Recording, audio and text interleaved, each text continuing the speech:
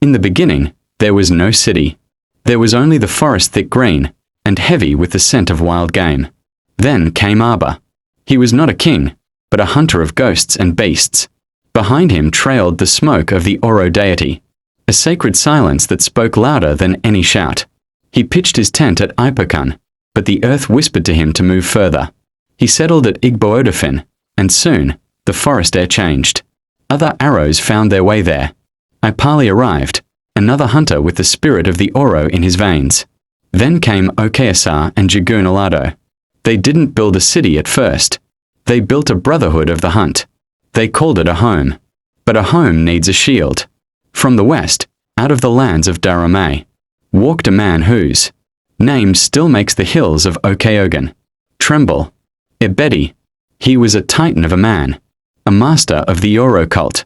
He didn't just live in Iseyin, he became its skin. When invaders looked toward the settlement with greed, they saw the shadow of Ebedi and turned back. Because of him, every child born of this soil is called Omo Ebedi.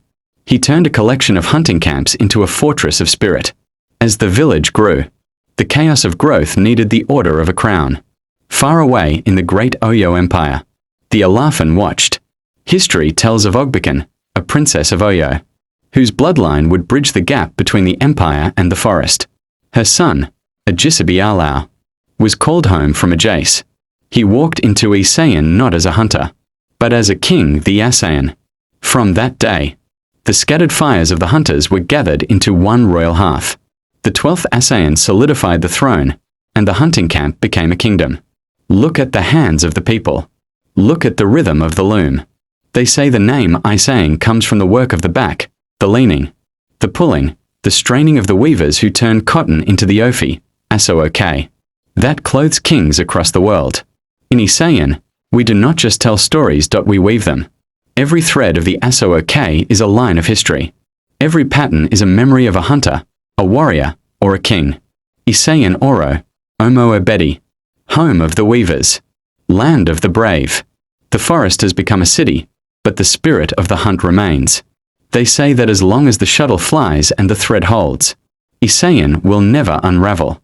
We are the children of Ebedi, born of the hunt, clothed in royalty, and bound by a heritage as strong as the hand-woven ofi. The world changes, but the loom stays steady. Iseyin, where the past is not just remembered, it is worn. If you felt the spirit of Ebedi today, don't let the fire go out. Hit that follow button, subscribe to the journey, and join us as we uncover more hidden gems of African heritage.